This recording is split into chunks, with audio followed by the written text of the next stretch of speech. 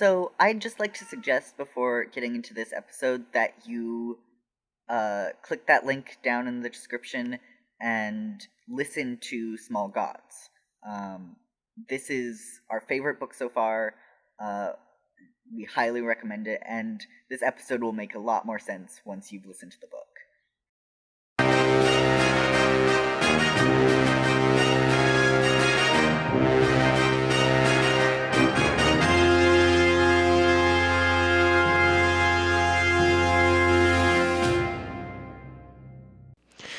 This is Ankh-Morpork Historians Guild, and today we'll be discussing the book Small Gods. I'm Purtis. I use they-them pronouns.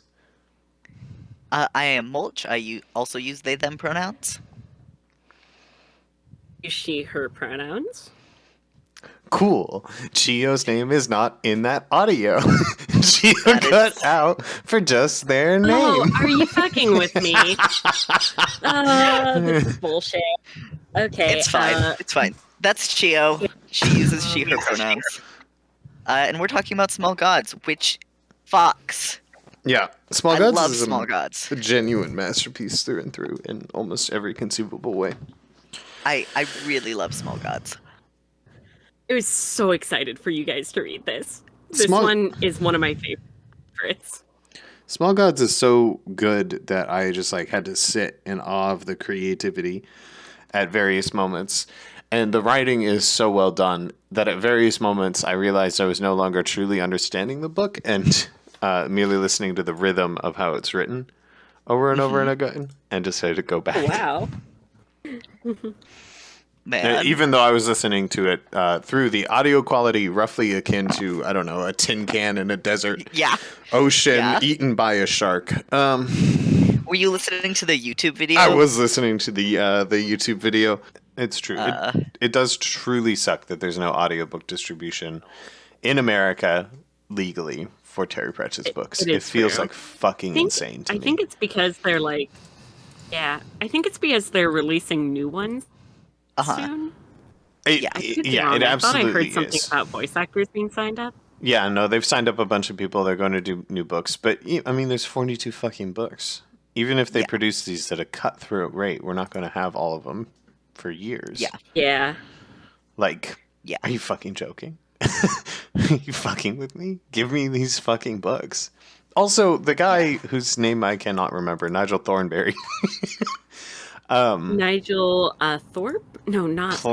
Planner, maybe? Nigel Planner? Yes. Nigel Planter, yeah. Yeah. Planner. Nigel Planner. Yeah, he does a great fucking job. He does a fantastic fucking job. Yeah. Yeah. I'm actually going to be sad because we're almost... I mean, not almost. There is a point where he no longer does audiobooks, and I think it's really tragic. Yeah. No, I really like his voice. Yeah. That threw me off with the guards. I also books like his the change in narrator. Absolutely. Me too much because I thought the new guy was also pretty good. I didn't like him as much, and I didn't really like. I remember we talked about it on that episode. Listen, we talked about it. Let's not rehash.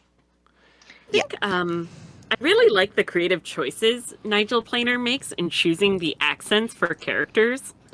It is really interesting.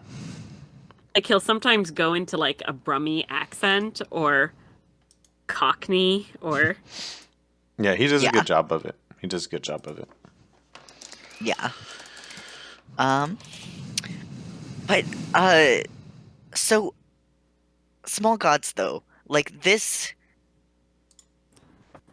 is the first real Gods book we've got from Terry Pratchett. He planned this, he wanted to write this for a long time, and he finally, he put a lot of work into it. True. I think the first true Gods books we got was Pyramids. Oh, I guess so. This one's was a lot Pyramids better. A God book? Was Pyramids a God book? I wouldn't consider Pyramids one of the Gods books. I'm gonna personally. Would you consider Reaper Man a Gods book? Reaperman is closer for me, as it is like sometimes Death and the Gods books get put together because they both deal with universal forces. Uh-huh. But for me, they're not the same. Like I think Death books are apart. Hogfather is the like difference. Like Hogfather has overlap. Soul Music has some overlap. They're definitely closer together than a lot of the other series. Yeah. But I feel like the Gods books are something else. I will say that I think of personally. any of the books, Small Gods presents the so we've gotten any of the books we've gotten so far. Small Gods is one of the most cohesive statements. Yes, and he worked on it for a long time. You know, that's what One Mulch of the was saying. most one of the strong has one of it's one of the also one of the strongest thematically. Yeah. That was an insane statement to listen to because you were like going robot and repeating yourself. It was really intense. I felt like I was having a stroke. Yeah, it is definitely the most. Rude. No, it's not you. It's your internet. Oh God. God, can I have a shirt that says "It's not you, it's your internet"? Anyways, you can tell we're really distractible today, even though this is the best book by far that we've read, in my opinion. It is definitely the most thematically consistent. Every scene, every joke, every like place we go to supports the central narrative theme of like gods and humans and what it means for us to interact with each other and what it means for God to be helpless and bound to his flock, to his people. Every scene, everything supports that notion, supports that fear that they feel, supports pushing Vorbis as this like immutable evil, this human evil, the worst kind. Vorbis is one of the best villains Terry Pratchett has ever written. Vorbis is one of the best fucking villains, like, period. Vorbis is a perfect character, and one that can only, I feel, work with a writer like Terry Pratchett. Someone who truly desires to understand people in both their flaws and their, their flaws and their excellency in flaw, right? Like, Vorbis... In so many other writers' work, Vorbis would come out as a one-dimensional character. Oh, the evil priest. Like, this is not believable. He's just an evil priest. He chases them down for what? For what reason? Like, why is he like this? Whereas Terry Pratchett is able to write Vorbis as, like, a pitiful character who's capable of all these things and who's completely terrifying. Yeah. And who's so relatably cruel. Yeah. Yeah. And he has so many small, distinctive scenes.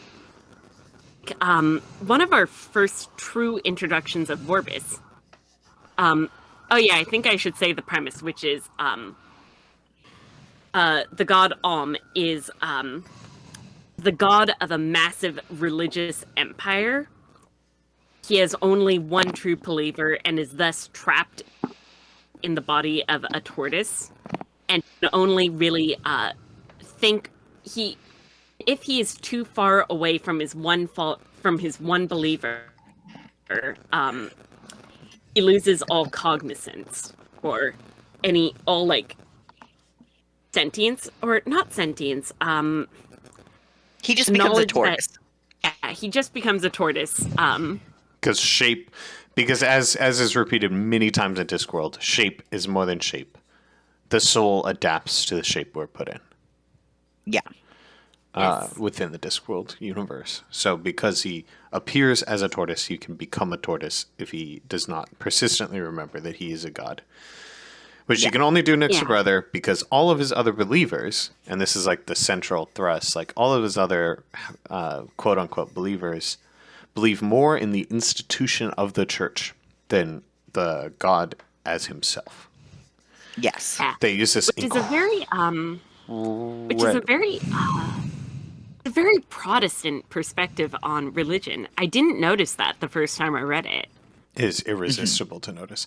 I mean, we'll talk more about the kind of context in which this book was made, because I think it's really important. We are very lucky to have Purtis on this podcast episode, because Purtis is a unaccredited biblical scholar of sorts. Yeah, I'm obsessed with theology, particularly biblical theology. I am not a religious person, but I spend a lot of my time reading the Bible. And I spend a lot of my time reading dissertations on the Bible, or dissertations on Christianity as a whole. You went to like Catholic camp for like not 3 Catholic. years of high school. Not Catholic. I can't do Catholicism. It's sorry to all our Catholic listeners, but if you worship a saint again, I'll beat your ass. I'm not religious. I have to reiterate this. I'm not a Christian. Oh yeah, none of us are Christians. None of us are religious. But Yeah. I am. I will beat your ass for worshiping saints. But whatever. Go on. And our Vorpus's introduction is he comes across the god Om in the body of a tortoise, and he stops and he thinks about it a little bit, and then he, out of curiosity, just sort of puts Om on his back, weighs him down to his stones, and decides to leave him there and come back and see what happens. Yeah. Yeah. That was, I mean, it doesn't sound that great when I describe it, but in the text itself, it was such a good scene. Yeah, I mean, it's just Such a great moment. It's a powerful introduction to his character, as he is cruel to see what happens, right? Has this little piece but where not in a passionate, hot-blooded way. He is cruel in a way that he does not perceive his cruelty as cruelty. I mean, yeah. He believes himself to be doing what he wants to do all the time, which is a dangerous thing to believe. But, you know, we get this little scene where gets to, like, watch this man who, like, the exact line is something like, flips something over just to see how it dies. Mm-hmm. Just Yeah. like... Let me see if I can find the scene. Which is, like, such a bother sentence. Yeah.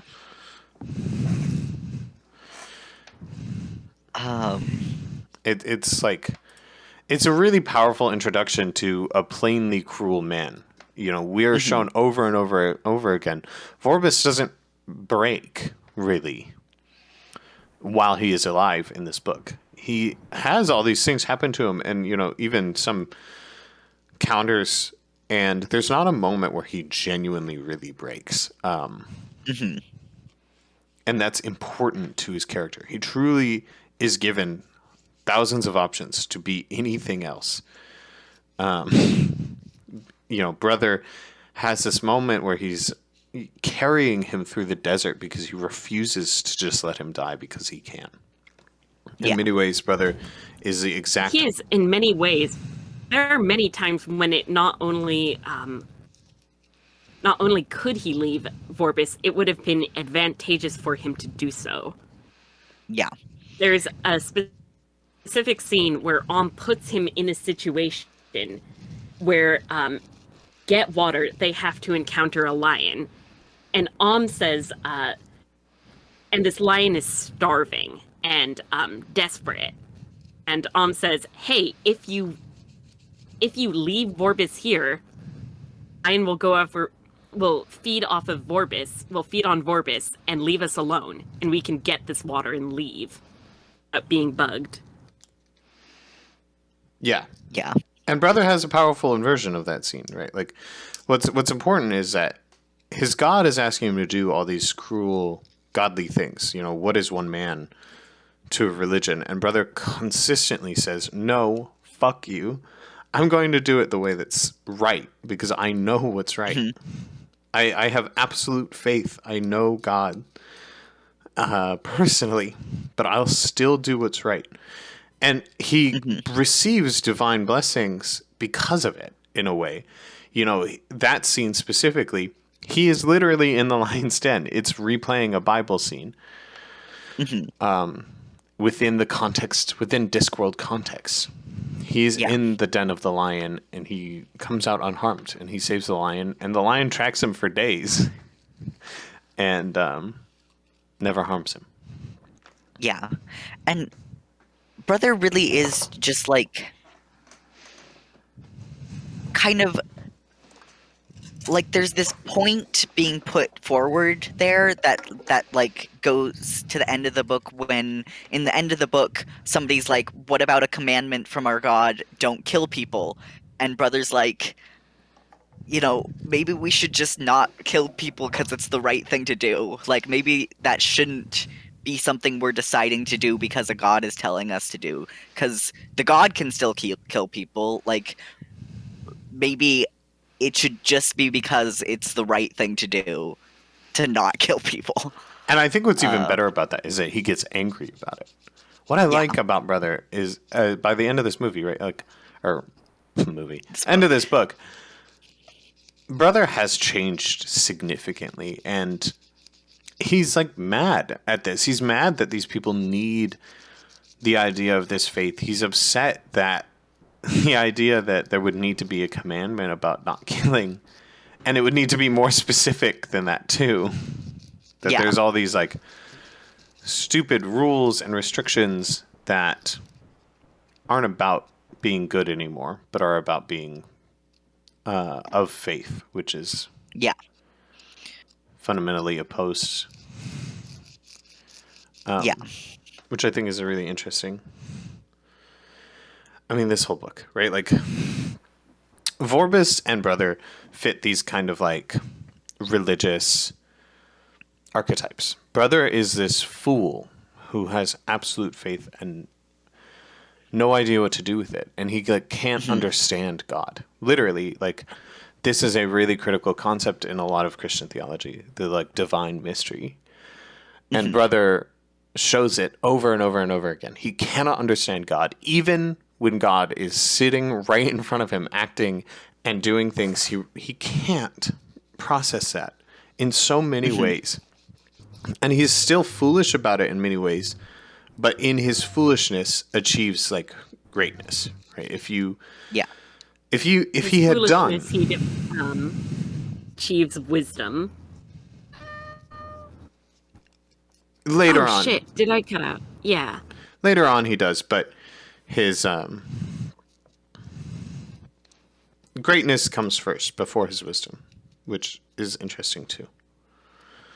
That's like a major religious concept, and Vorbis is the opposite. He's got absolute. Could you clarify that point of achieving greatness before wisdom?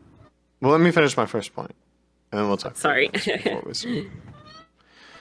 And Vorbis is the opposite. He's a man of like complete faith who believes he knows God. He believes he knows the church, is absolutely certain in it, and like acts this way. He describes himself as hearing God's voice, which is fascinating to me. Yeah. He talks to God, but he doesn't, because he's insular. Idea of somebody who's completely impenetrable. What he believes to be God's voice is his own thoughts bouncing up against his skull. Yeah. Yeah. I mean, and these are things that get discussed in theology a lot, like the divine mystery and not knowing and foolishness to greatness is a really important concept. And the idea of the like absolutely faithful who is too certain for goodness is something that comes up a lot. And it's something that particularly comes up like in English philosophy and English theology. It fell out for a while. Is extremely English. Yeah, he is. Pratchett is everything he writes so English. Yeah, which gives us a broader context of this book, which was written in the middle of the Troubles, which is such an uwu fucking name for it. I fucking hate the English. But the Troubles, where, It's very euphemistic. Yeah, it's annoying to me that it's called the Troubles. It feels like it diminishes it. Which was a pseudo-religious conflict, we'll fucking say. Like, the people on either sides were split by religion, and they were doing this fight that, like, both of their religions kind of don't agree with. Like, this was a war, as much as, we want to say it wasn't. And it was a war that killed mostly civilians, like, mostly just people who were living there, because, of course they were. And it was this whole fucking mess. And this book came out 30 years after it had begun, And it is, in many ways, I feel, a response to that. And was brought about by Terry Pratchett thinking about these things in relation to that, which is why I bring it up. I think it's really important. Because you said this book is very Protestant. And it is. And I think it's partially didn't even occur to me that it was written during the Troubles. Like, knew about the Troubles, but it never occurred to me to put those two facts together. Yeah. I mean, I brought up the Troubles. It makes just total sense. I brought up the Troubles a lot in reference to his books, because I think it is really relevant kind of to Terry Pratchett's life and to Terry Pratchett's thoughts just generally. Like, part of the reason I think this very human satire that he writes became his best work is just because, how could you not think about all of these things while watching all of that and knowing it was going on if you were a compassionate person, which he, very much was despite himself, Yeah. Sorry about all of the noise. I have a cat, and he wants attention. I can hear him meowing. Yes, every. Now he's like right next to my mic. Now he's on my lap. Sorry. Yeah, the good thing about the headpiece. Very good boy. Yeah, the good thing about the headpiece of mine is that you can't tell that I have two animals on me right now, and that they are being obnoxious. You can just hear me. Yes. For characterization of how bad the Troubles had gotten when this book was published. This book was published in 1992. In 1991, 10 Downing Street had been hit by mortar bombing. Oof. Wow. As an attempted assassination on the prime minister at that time. It didn't hurt anybody, but it was a big event. It hurt a couple people, but not very many. And nobody died. So, like, that is a context that this book was in. The Troubles were at a pretty high scale, at this mini civil war that they had. Yeah. Civil war. I say civil war, but it's not. It's more complicated than I'm qualified to speak on, but yeah. It's a fucking war. I'm going to be real. I do not feel confident talking about the Troubles at all. Yeah. That's very fair. I knew about the attack on bombing of Downing Street, but for some reason I thought it was in the late 80s. I didn't realize think there was more 91. than one. If I remember correctly, there was more than one. But, like, it went on for a long assassination time. of Margaret Thatcher specifically. Oh, see, the prime minister at that time was John Major. So, no. Oh, not okay, Thatcher. then I'm actually thinking of a different bombing. Oh, no. It was bad. It was really bad. Yeah. Yes, Yeah. You're probably thinking of the Brighton hotel bombing, which happened in 1984. That's what I'm thinking of.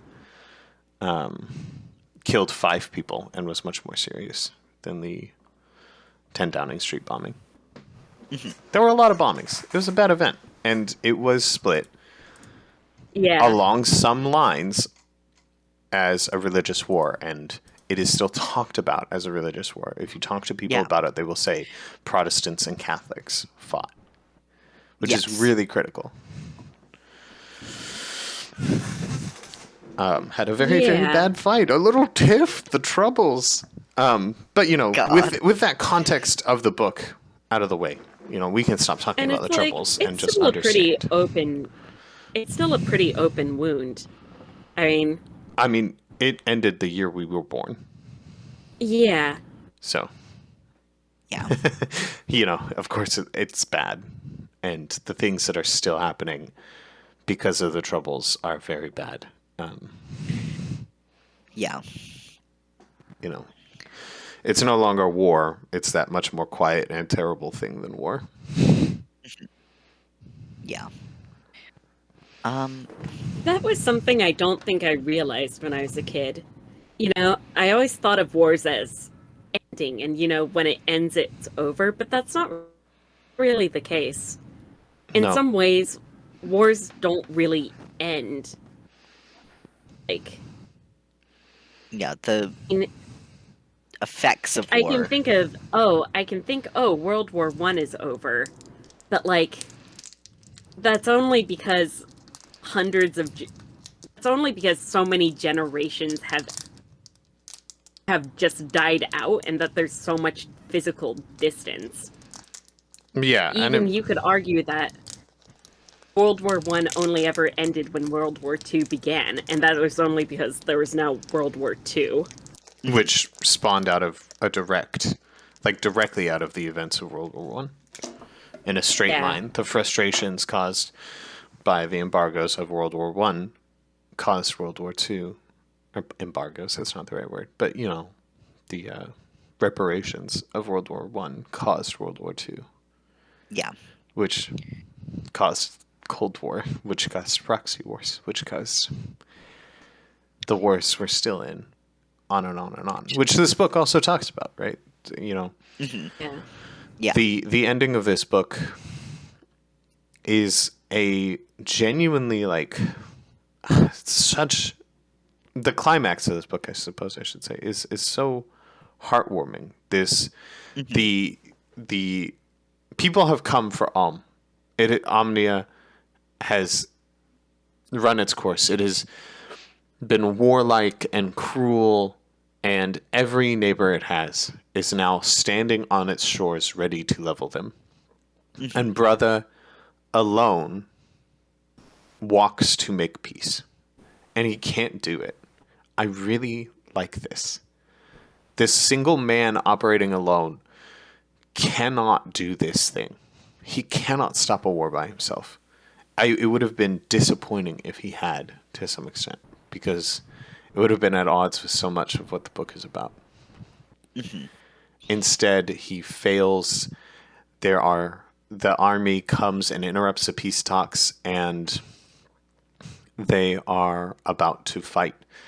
And you get this incredibly touching moment where having been reinforced in faith and like having now gained his power, goes to Mount Celesti, the home of the gods, and basically just like fucking beats the shit out of them. Yeah. And is like, Yeah. you sons of bitches, you will not let people die for you for no reason. It is not Yeah. just a game. People are alive and living, and it matters. And I also loved like the that way, scene so much. Like, I like the bit where he talks about the change of perspective when he is up there in Mount Celesti looking down. The sort of the realization of like, oh, and you're so far removed from the conflict, it doesn't feel real. yeah. Yeah. I mean, there's so many parts of this scene that are incredibly done and discuss was- what it means, because he has that moment where he's becoming detached from it. He's saying it's so much easier now that I'm a god and it's just this little game we're playing, but I have to remember. But also on the human side, as the gods appear and all hell kind of breaks loose and people are getting hurt, there's this moment where God, there's so many parts of this climax, but one of my favorite parts was talking about somebody gets covered up by something or like trapped under something, and everybody starts coming to help, and they don't care who's underneath. All they know is like they're here right now, and they have to do a good thing. Yeah. They have to try something. It doesn't matter. I think we Yeah. should probably bring up the one not good thing about this book, which was uh a weird bit with that one fisherman. Oh, faster Benjanu. Fasta Benja. Yeah. Fasta Benja. Yeah. That was weird. Yeah, it was weird. I didn't really know what was going on there. Um, I think that was just a little funny thing they were doing to he was doing to cut the tension. It didn't really work for me. Yeah. Same. Yeah. As racism in his books go, pretty light, as it is just generally the concept of a tribesman, which is way better than it being something else. Um, Yeah. Which I personally appreciate. But yeah, um, it was difficult. um, One thing I do kind of want to go back to, like about that climactic scene with in the hub, is just how satisfying that was in comparison to the Discworld's like earliest books, the D&D game, like Color of Magic and stuff. How like human that felt in comparison. And it felt really like it was taking that concept and kind of like smashing it into the dirt. And I really liked that. Like, Yeah. this is just like such a good book and like such a good Terry Pratchett book, and like referencing like the very start of the Discworld and saying, but it is real, you know, like in this book at least, this humans are human, and like people are people. um it was very, very satisfying. It was a very satisfying climax. It, there is so much to discuss in this book that it's actually hard to pin down one thing, and that's part of the mastery of this book. I mentioned earlier how every scene supports these central themes, and it's hard to break down how many different scenes they were. He was able to keep up that story pace of his earlier writing of Color of Magic and Light Fantastic, where he's drifting from place to place, but it no longer feels accidental. It no longer Mhm. feels like him chasing what's funny. It now feels like, in this book, it feels like, I don't know, triptychs. These like funny, yes, so funny, but still focused on one thing that he's trying to say, that he's trying to explain over and over and over again. And his pacing for that whole idea is Thing I so find perfect. interesting is when they went something particular is he's visited a Thebe before. Like he's had several books where the characters go to a Thebe. This is the only one that was good. Yeah, I mean, yeah, both Eric and Pyramids, he pops into a Phoebe, and it feels like for no reason, right? Like it feels like a quick joke. But here he Mhm. goes to Yeah. a Phoebe and he starts recognizing that the Ephebians are people who live a certain way, and it is worthwhile to actually investigate that in a caring way, Mhm. which is brilliant, right? Like that is what makes Terry Pratchett, that he cares about people, that he writes people, I mean, who you want to love, even the evil Mhm. ones, right? Yeah. Like Vorbis is terrifying and so evil, and you still like have this sense of connection to him in a Mhm. frightening way. Yeah. um yeah, that is true, that this is the only, like, I genuinely enjoyed being in a Phoebe. I enjoyed seeing Brother in a Phoebe, and just like how that like it sort of clashed with his worldview and like changed how he thought about the world and about people. Um, was really satisfying to see. So yeah, it was the first time I enjoyed being in a Phoebe, for sure. Some of that stuff was, and some of it was really chilling. Um, Hmm. like, there. Thing about a Phoebe in the story is that the palace is guarded by this enormous labyrinth that is a continuously updated death trap of sorts that nobody knows the full way through, and so you need multiple guides through. But they have so much faith in this labyrinth that there's no guard at the entrances and exits, and the guards don't really like. The guards don't necessarily bother. Multiple points, the like guards are like sleeping or off their guard, simply because, like, as they see it, you need them. Um, Brother has this perfect memory.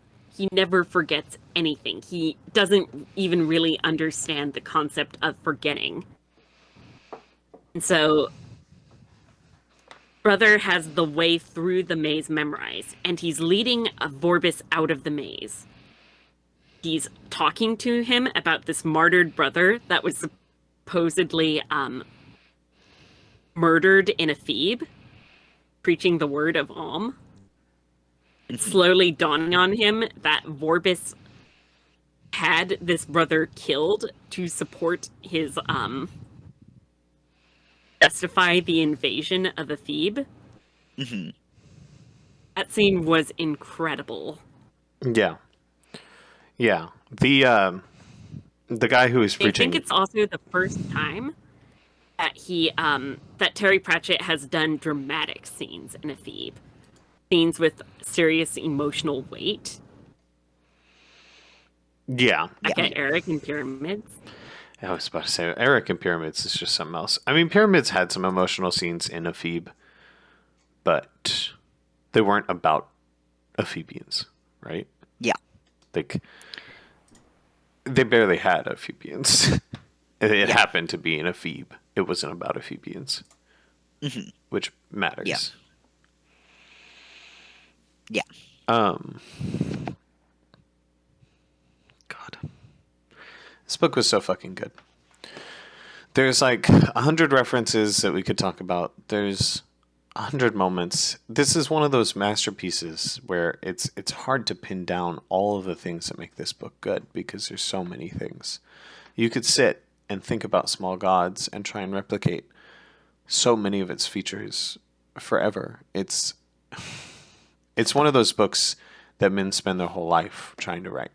It's one of those books that men spend their whole life thinking about writing, or wish they could.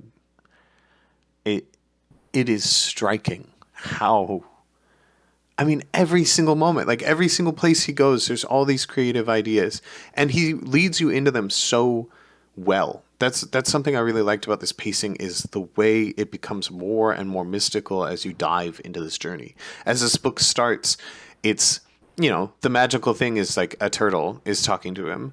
And by the end, he is traversing through a desert of small gods, being tempted by devils, meeting a monk. My favorite section. Meeting a saint of small gods. He mobilizes God as a great image because he does a miraculous act of being launched by an eagle straight into the head of Vorbis, which is exactly how Archelaus is said to have died in real life. And, turning back armies and fighting on the mountains. And the way that he allows us to come to our own conclusions about what these people should take away from the story, and then he stops us and says them directly as well, because he can't bear to be misunderstood. It's this book is just perfect. I'll say that my absolute favorite section is the one in the desert. I love the desert. I mean, yeah, you could do a whole dissertation on brothers travel through the desert and its connections to various religious texts. Like the journey through the desert, it's something that recurs so often in Abrahamic religions. I'm sorry if you don't like that term, but it's the most convenient one that exists. Yeah.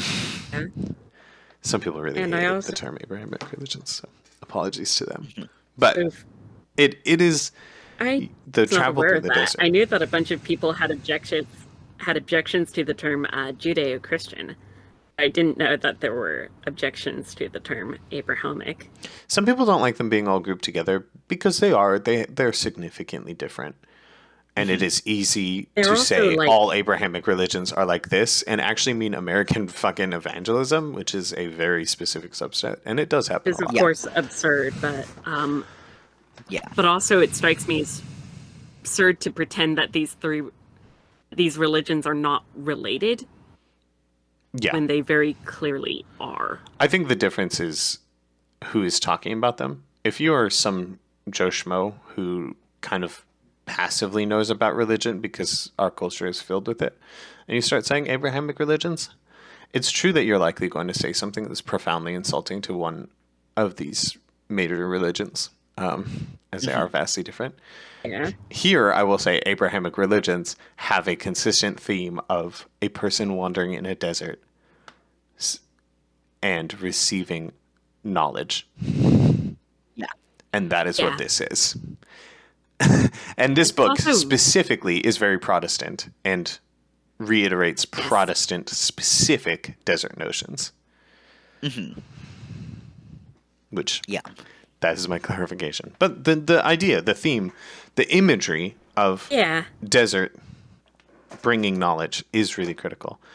And And this is, I think, it is the section where Brother really changes. I mean, he is he's learning and evolving throughout the entire book. But I think the desert section is the one he transitions from the old brother to the new brother. it's where he puts the I puzzle don't know if I pieces phrased together. that well. The first section, the first half of the book, Brother is being given all of the puzzle pieces, all of these things, these little things that he's learning, these pieces, and then the desert is when he gets to put them together, when they become one consistent whole, a truth that he holds within himself.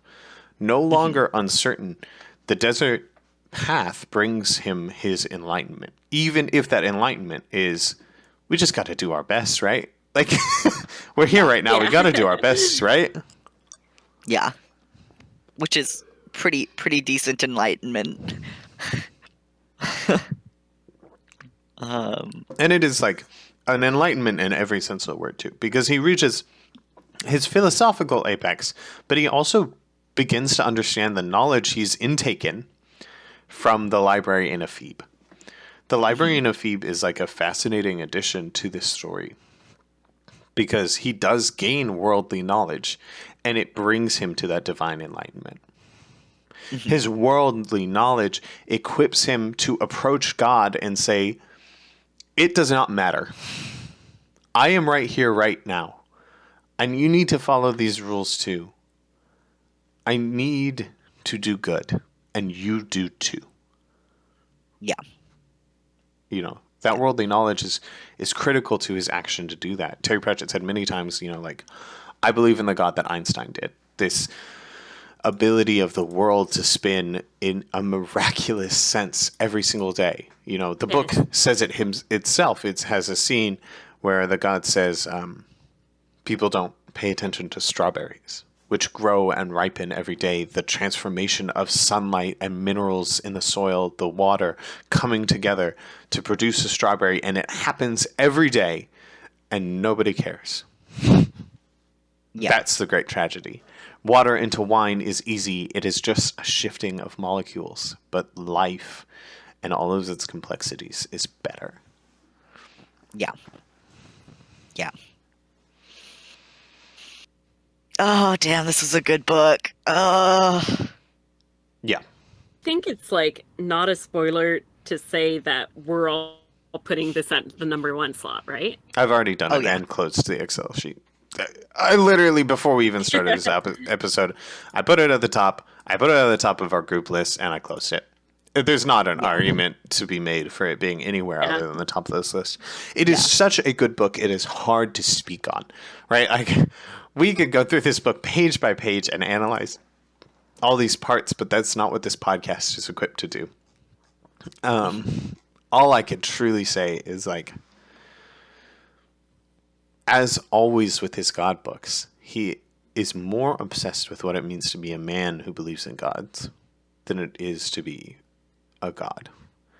Mm-hmm. And it is something that he holds close to himself. This, like, that we must hold dominion over gods in some way is echoed over and over and over again in the Discworld. We must demand extra of gods. Even though it's hubris, even though it's insanity, we just have to. There's nothing else for it. Yeah. You know? I want to talk about the Reformation. The which? The Reformation. Oh, of Omnia? I mean, but also in like the context of Martin Luther. Oh, the real Protestant. Protestant Reformation. Yeah. Yeah. This is sort of like also like fantasy version of that. Mm-hmm. I mean, sort of. I think, the part that he's making more of is what he was seeing, right? Like, the, Church of England, Protestant Church of England, was already committing these crimes, had already become a church unto itself, a shell, a god that has grown too large. And, like... Yeah.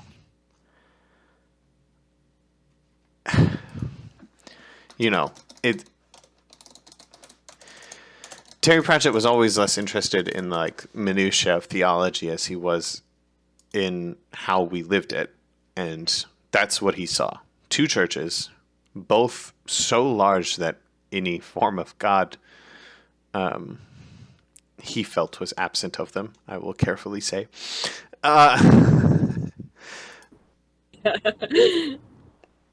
So as not to be stoned to death myself. Oh yeah, we're traveling in risky territory. I mean, listen, I travel in this territory all the time, but, it's still good to be funny about it. This was, to him, a shell that had outlasted itself. He's read the New Testament a lot. He was raised in the church. He knows this well. He said once that as a child, he was frightened and aghast at the Old Testament. But, like, he loved what the New Testament said, though he'd never seen it done, or something like that. Like, he was raised in the Church of England, and to some extent it terrified him, and he left it. And this book is also a response to those things. Yeah.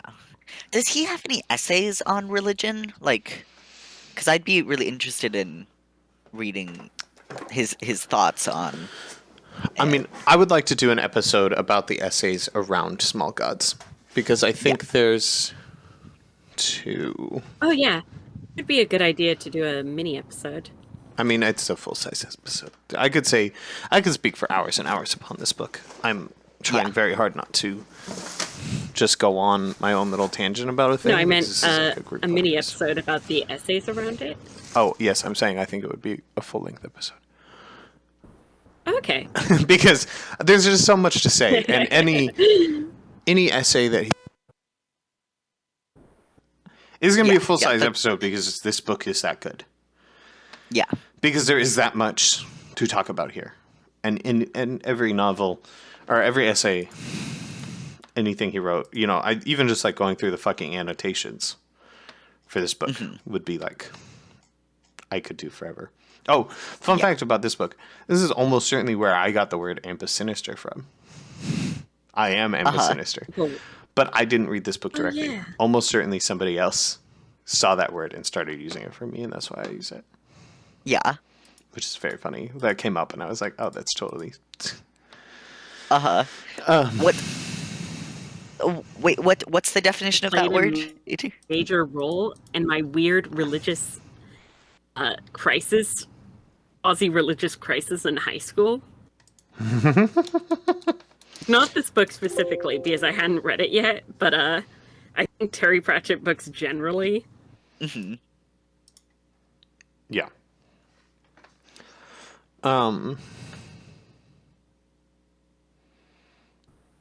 God, Be sinister, equally inept in both hands. Yeah, which... Yeah. Oh, yes. Yes. Yes. Yeah. Which is less true now, But I remember your handwriting as a child. No, it's actually still the same. My handwriting is exactly the same. Uh-huh. Yes. I'm so glad we have computers now. Me too. Nobody notices that shit anymore. Yeah. Me too. I could not have Did you ever figure out why your handwriting was like that? I'm the big autist. There's not a real answer. The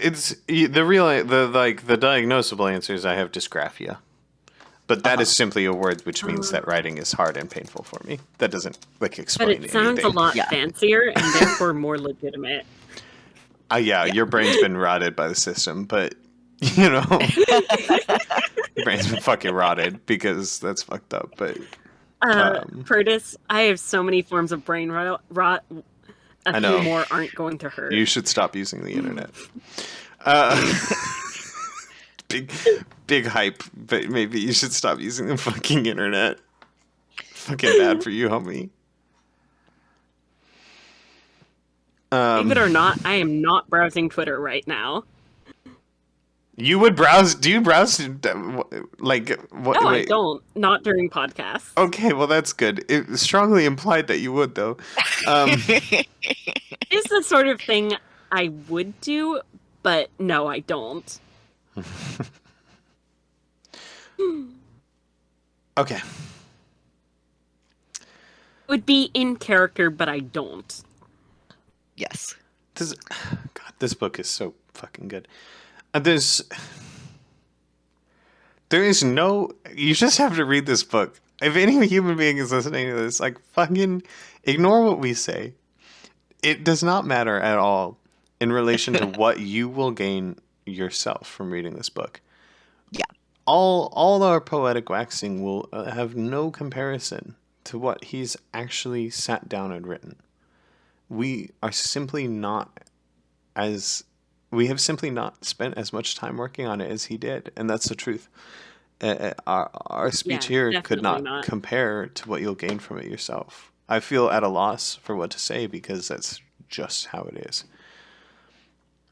It's it's the frog dissection thing. It's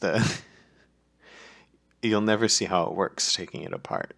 You just got to do it. Yeah. There's no one I wouldn't recommend this book to. Yeah, Also, I'm buying this book right now from thrift books to give to my mother.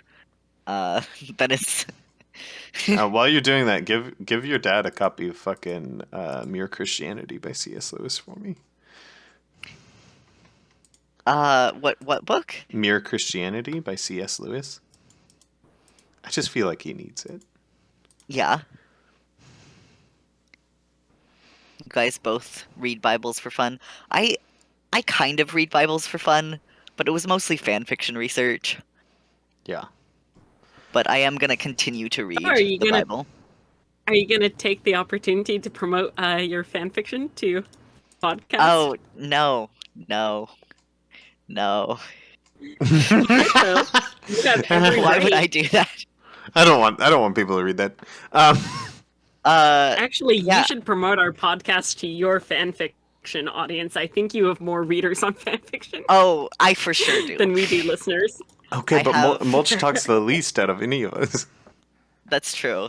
Here, I have a fic with like 300 comments. It's great. Wow, that's several comments. Yes. Audience. Before Like we finish gold. up, because I feel like we're at the end, let's all give mad hypes for how like a brilliantly autistic brother was in this book. Yes. This was Yes. a deeply It was- autistic character, and it was actually incredibly well written, which Yes. I'll admit, I was not super hopeful for. The first like 5 lines, I was like, oh no, he's gonna fuck this up. Yeah. He actually totally doesn't. Uh-huh. Brother is and remains strikingly autistic throughout the entire book. Uh-huh. Not only because of his highly specific autobiographical memory, but because he just is that way. Like everything about him is so well written, as like both his trauma and his own mind has disconnected him a lot from the people around him, which, you know, is very relatable to the experience. You know, it's not that Yeah. he's incapable of understanding the people around him. It's simply that he has been disconnected because of his experience and because of who and how he is, which is brilliantly written. And when given the opportunity to socialize and understand and make those connections, he does very well, but still through his own understanding of the world, still filtered Yeah. through Yeah. that experience, which is brilliantly written. He So never rarely. becomes neurotypical. Yes. He never becomes neurotypical. He grows and evolves as a person, but he still remains fundamentally himself. And his way of thinking, I mean, what he thinks changes, but the way he thinks them does not. Yes. Which is very rare to see.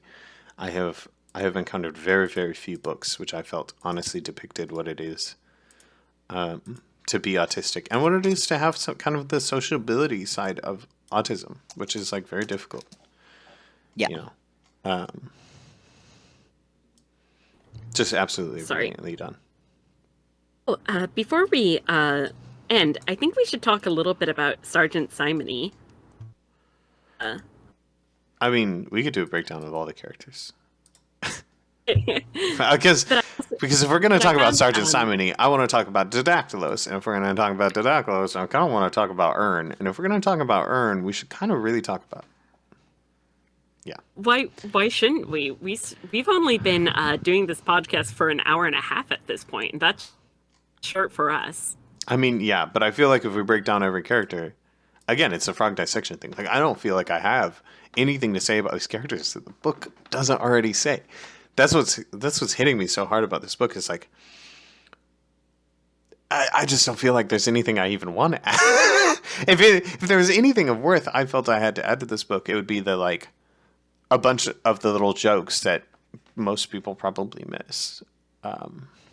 Yeah, I that's also like think the his whole- jokes were like more subtle than usual in this one, or his references. I think were a lot more subtle. Or a lot you named that I didn't get, or that I just didn't notice. Yeah. Yeah, I mean there was a Specifically- ton. What I want to, the reason why I want to bring up Simony is the sort of is I think Simony represents Terry Pratchett's running. Terry Pratchett has this running theme throughout many of his books, which is the fear of zealotry. Fear somebody who has desire to overthrow a corrupt, rightful desire to overthrow or destroy corrupt system that is so strong, so unwavering that it itself becomes a sort of threat or danger. Represent the fear of somebody replacing broken system with one that is broken in the exact same way, but under a different that hides underneath a superficially different ideology, I guess. The fear that we'll make the same mistakes, but with a new leader. Yeah. That the Yes. cycle will remain the same, regardless of who's leading. This is something that runs through, I think, nearly all of his books. His fear, not nearly all of them, through many of his books. Fear is a sort of running thread. It showed up in Witches Abroad. It showed up the gap between Witches Abroad and the previous book. How long? Can't remember. It was Reaper Man. I don't think it was in Reaper Man. No, Man. Oh, I see. I thought you were just saying which book was before. No, you're that right. is No, what it I wasn't. meant. But Do you mean Weird Sisters? I mean, Weed Sisters Was it- brings I up don't that think that- concept as well, that like let's see. things will stay the same and that you will follow the cycles, not because you mean to, but because you are not examining the reason you are doing something and the further extents of it. Right? Like, Yeah. which is something that gets brought up in a couple of different ways, because Ern also creates a war machine. Ern is a student philosopher, assistant philosopher to a Diogenes-esque character from Ephebe, who builds a weapon. He calls himself a natural philosopher, which ends up being used against other Ephebians, or it will be. And it is this like moment of reckoning for Ern, where he has to reckon with the fact that he has done this thing within the system, meaning all well and good, but which will create terrors beyond his comprehension. That more and more war will be brought by this. More and more of these will be created to kill and take other lives. Ephebian lives, Omnian lives, Tessortian lives, it does not matter. That if he creates this thing, and if he does this, it doesn't matter why he did it. It doesn't matter that he meant all good. It still exists here and now in this place, in this system, which will use it this way. Yeah.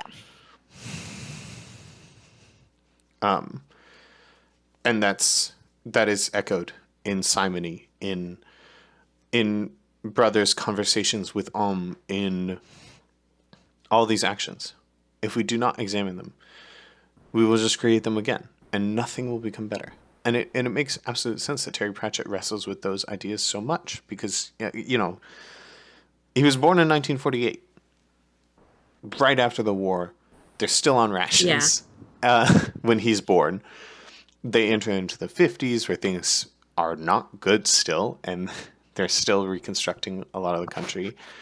And then 1960s comes, hippie era has its moment, counterculture has its moment, but at the same time the troubles have begun, and you're fighting cultural and religious wars over land, over your neighbor's land, over his grandparents are Irish.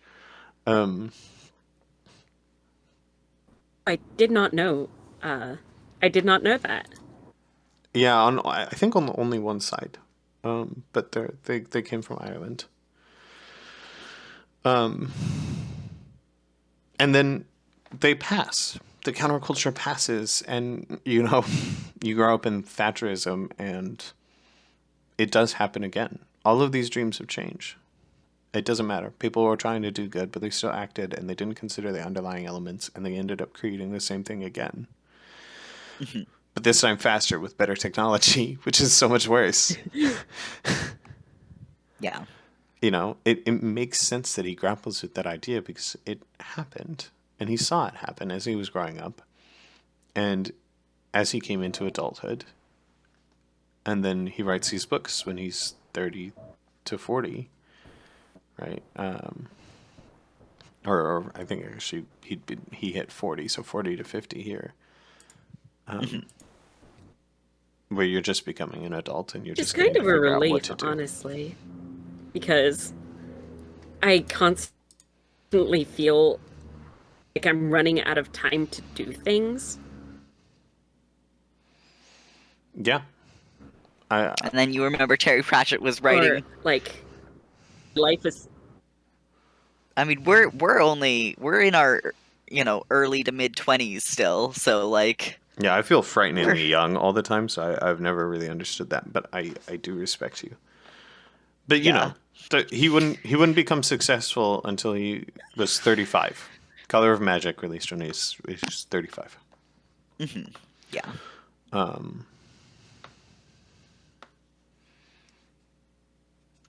Yeah. Well, is there anything else you guys want to talk about before we head off? Uh, uh yeah. While we're talking about simony, a joke you guys probably missed. Simony is a religious crime. Simony What? is simony is the act of selling church offices and rolls or sacred things.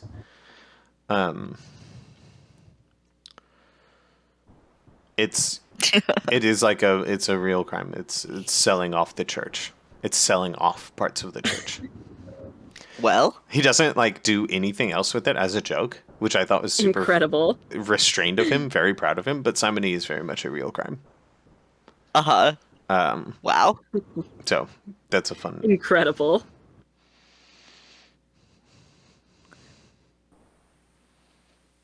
Okay, and the next book, the upcoming book is Lords and Ladies. I swear to God, Purtis, I swear to God, you have read this and named it as a book you don't like. I have no memory of this book. I do not think I've ever read this book. Yeah, I I don't remember any goddamn elves. no, I swear you have said. Swear to God, you've said it. I guess we'll But find I out. like Yeah, it. yeah. I think it'll be an interesting one to talk about. Yeah, it's a forewarning. I just like hate elves as a concept, so I hope that he shits on them. Yeah. I really don't like elves. I really don't like Yeah. how Europeans treat and talk about elves. It's fucking. Yeah. It makes me uncomfortable. So Oh, hopefully it's that'll not be that. interesting. Because I have a long-running obsession with elves. Getting from you. I Specifically, I like scary elves. This Scary is a book elves. about scary elves. I feel like elves often stand in as what white people think of themselves as. This like great and ethereal force, perfect and calm and wise, ever living, Oh. tall and beautiful and pale skinned. so like See, the elves I had a long-running fascination with were the fallen angel elves. The scary soulless fuckers. Yeah. Yeah. Like those. I just find that elves often fall as that stand in a lot of media. Like a lot of media. A lot of Yeah. post Lord of the Rings. Yeah. I mean, just, see. yeah. But that's just because elves and Lord of the Rings are bound together. And it's not Tolkien's fault. I'll say it right here. Like, Tolkien's depiction of elves and the way he talks about them doesn't fall into this trope naturally, blah, blah, blah. While you can make some of the comparisons, it's not the one I personally make because Lord of the Rings, not really my area. Not really my jam. Yeah. I feel like I would need to get a fucking degree in Tolkien studies or some shit. I mean, you can. Wow. Yeah, do you want to? Don't, because I find The Lord of the Rings boring. Yeah. I don't really like fans. Yeah. Probably shouldn't have said that because, like, there are probably some people who rage quit. The podcast I for think saying if you that, like but- Tolkien books, you can understand that his writing style is not going to be for everybody.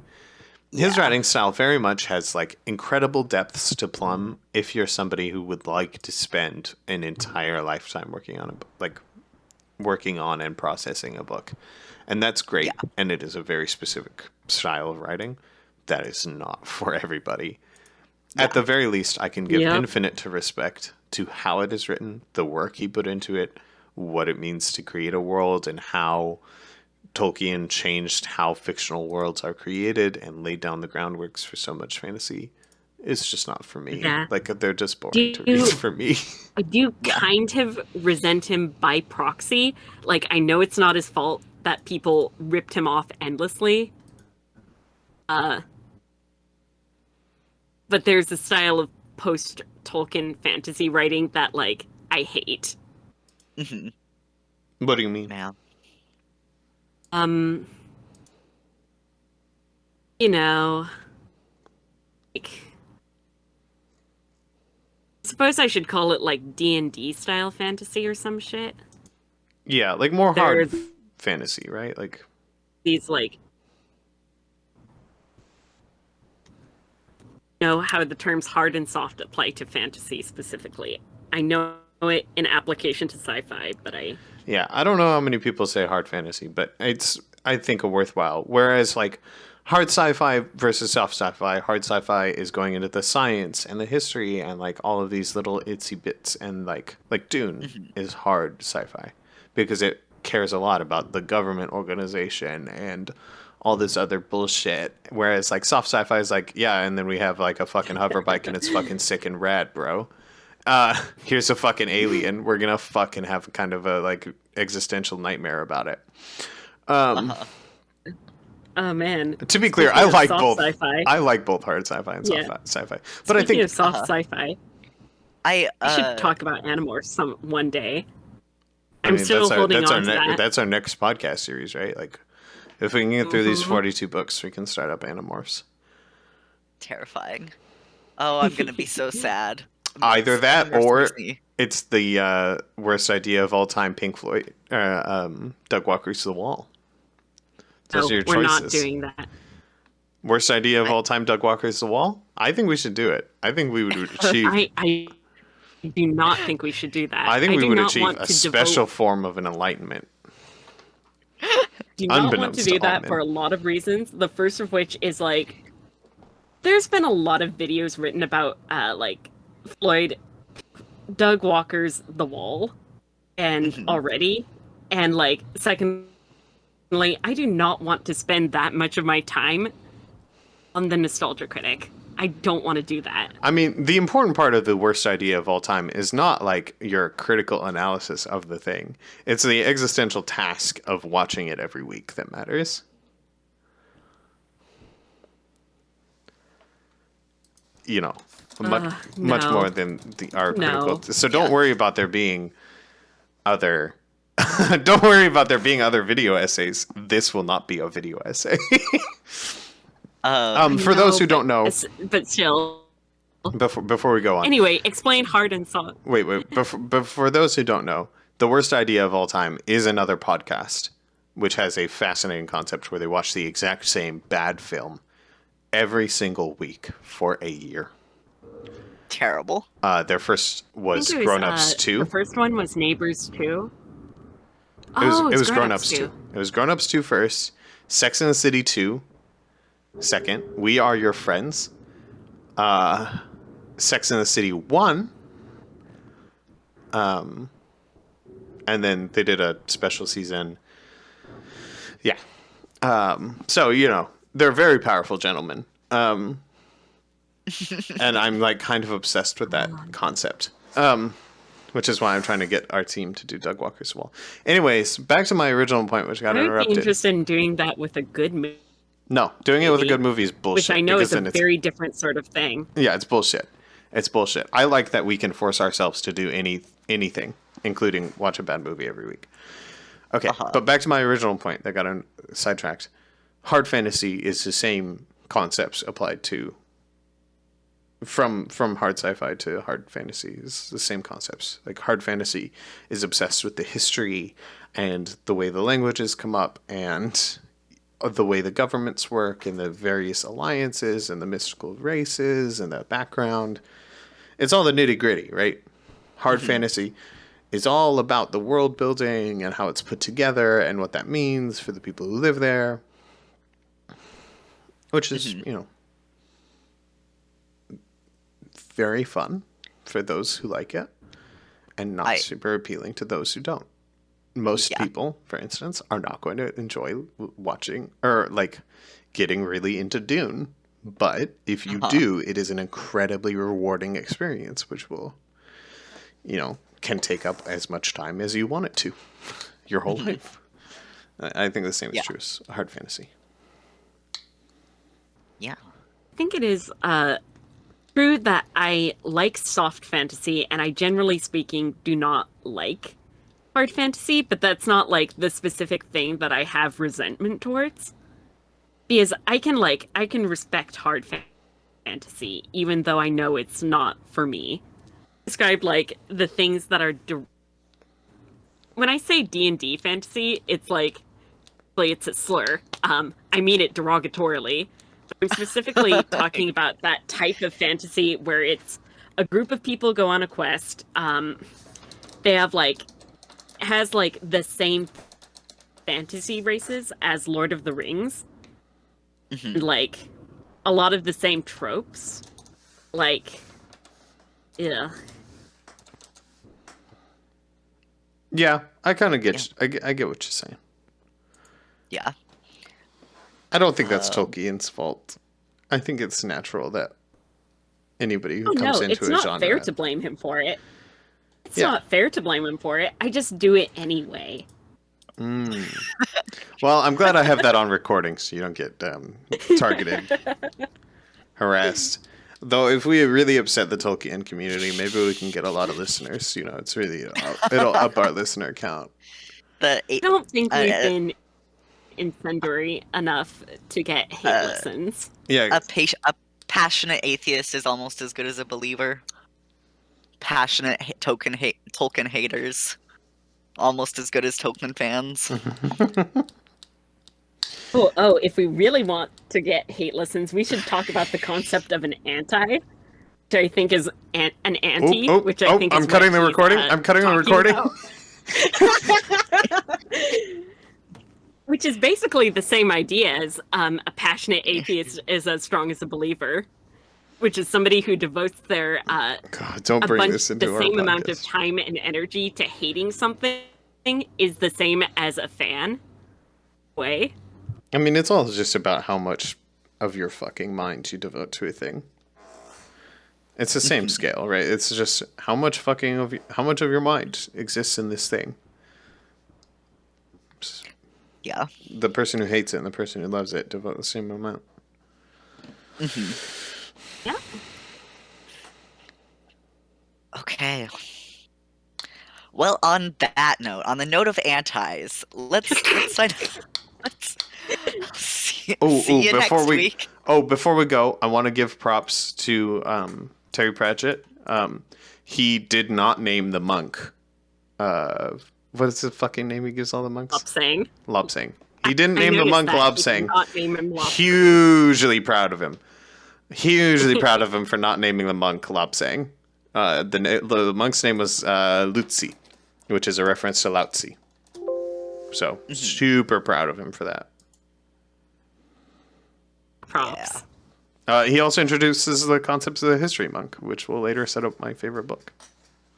Yeah. What's your favorite book? It's not actually my favorite. They're all my favorite. I love them all equally. Thief of Time. That's true. I do not love Thief them of all. Time is great. Yeah. No, I think Sorceries is just as good as the one we just listened to. No question. Yeah. This is not actually the first time the history monks appear, which is very funny. It is almost the first time. In Guards, they are in the background of one of the final scenes as bright orange robed men. Oh. And the name Lobsang is used. Yes. And that is the first real appearance Christ. of the history monks. Yeah. Yep. Anyway, Stan Luna. Bye. What the fuck did you just say? What the fuck does that mean? I think you use the internet too fucking much. I'm taking away your internet. You don't need it anymore. Probably be doing me a favor. Go back to the fucking manga or whatever, dude. At least it was by yourself. At least it was fucking comprehensible. Jesus fucking Christ. Okay. Fucking daily, we're getting a 4-hour YouTube link. Wow, this really opened my eyes. No, it fucking didn't. No, it fucking didn't. It brought you nothing.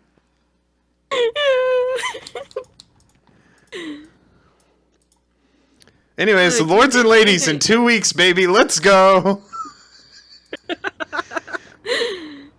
I Do just you looked do, at, I just googled stand Luna. And this is incomprehensible to me. Is it Stand Oh, Luna or Stan Luna or Stan. and Luna. Did you spell it Loona? the fucking K-pop group? Oh my god, you motherfucker! that was the joke. You motherfucker!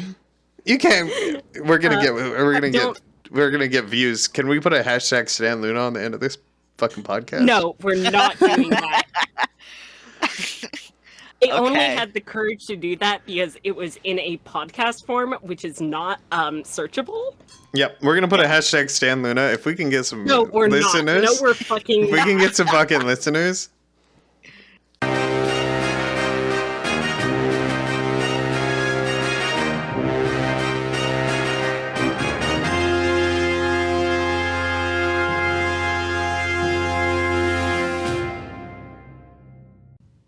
How you doing, Curtis? I hear you very frantically typing. Are you? I'm doing it. I'm doing it. I'm making my way downtown, walking fast. I'm homebound. What do you even See- need from me? See, the way I remember those lyrics is always making my way downtown, walking fast, bone me daddy, walking faster. Hey, why is that? It's just Hey, what the fuck are you talking about? were you not there? That was going around for a while. I don't believe the you.